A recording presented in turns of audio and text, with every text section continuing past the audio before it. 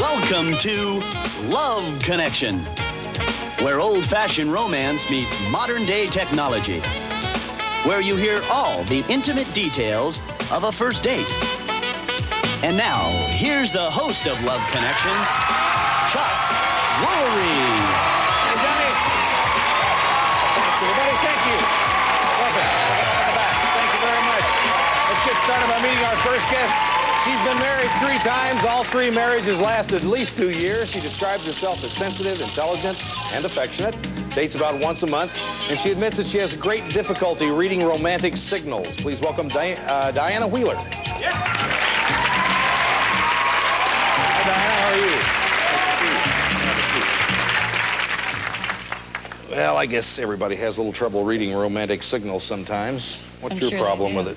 Well, it just seems like if somebody is flirting with me, I don't get it. It just goes right by my head, and I never figure it out until it's too late and I'm driving away. Oh. Give me an example of how obvious you are. Obvious? Or oblivious, or... Oblivious. Yeah, maybe it's oblivious. That's oh, well, for instance... It's a word kind of like obvious, but except it means oblivious. Just leave out the L-I-V, I guess.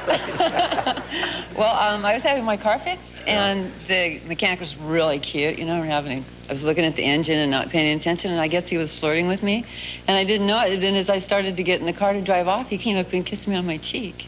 Oh. And I was really surprised. Well, and I drove off again. So nothing even materialized from that? No. Yeah, you are oblivious, aren't you? Yeah, obviously oblivious.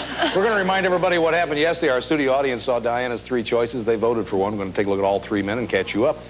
First, Bob. Bob's looking for a relationship with, quote, lots and lots of that gushy love stuff. And there's Mike.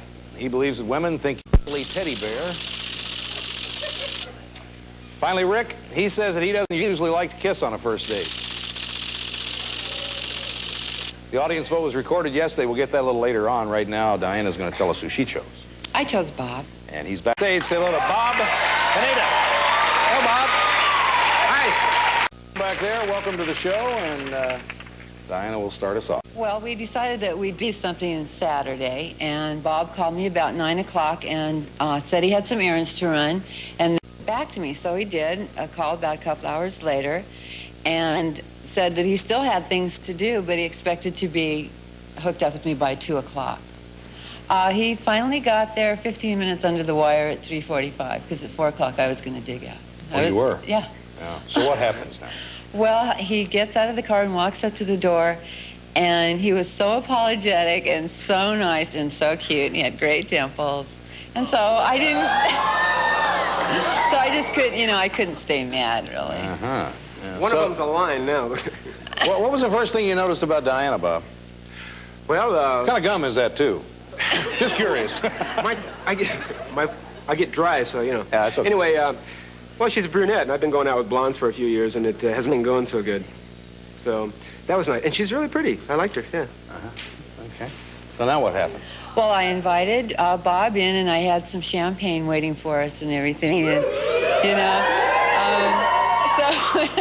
so we sat down on the couch and we started talking. I felt really comfortable with him right away, because we had had good phone conversations prior to that and everything.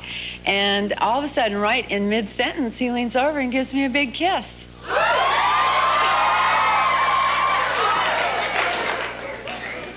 Oh, I didn't, it wasn't a tongue kiss or nothing like that, Well, thank you for bringing that up, Bob.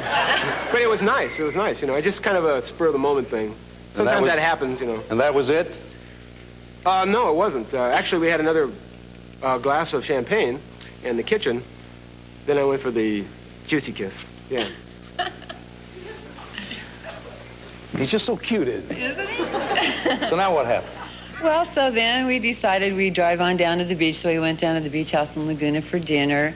And we started talking, and we were talking. And the poor waitress couldn't even get an order out of us because we wouldn't shut up. And we talked about everything under the sun, and I was real surprised because we got pretty personal. And we started talking about sex. Well, that is, on a blind first date, that is kind of personal, and things are really that, you're not oblivious anymore, are you? No, it wasn't really preferences. Well, I guess it was more like where we were both coming from, but not anything overt. Yeah, it sounds very 60-ish. Another O word. So now what did you do after that? Well, then we got in the car and we drove down to Woods Cove, which is a really pretty romantic cove, and it was nice because the moon was, you know, still kind of full, and there's nice rock formations in the water and everything. And it was kind of cold, so Bob kind of came up behind me, and we were still talking, and then we had another couple of kisses. So now after that, what happened? After that, it was getting kind of late, and I was getting kind of tired. We went to a little club, had a drink, and listened to some music, and talked to a few friends. We'd also kind of looked around Laguna because we both used to live there, and we were trying to find places where we had both been and so forth. At the same time, back in '67. Yeah, we were flower children. I never would have guessed. How'd the date end? Oh, it was really nice. Bob walked me up to the door, and I was, as I said, pretty fatigued and everything, and he gave me a really nice kiss, and it was so nice that I woke up thinking about it. Did you? It was a good date for you. It was a really good date. Well, good. Let's take a look and see what the audience picked for you. Well, they chose Mike. 57% chose Mike. If you'd like to go out with Mike, we'll pay for it. Hey, I got more hair than he does. Right on, Bob. Whatever you'd like to do.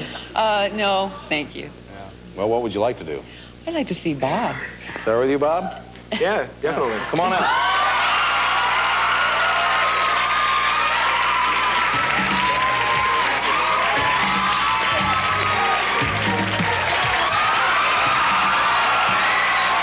Have a seat, please. Have a seat. Bob's full of those classic 60 moves, isn't he? Yeah, thanks for coming on the show. We're going to come back with another couple of just minutes. Stay with us.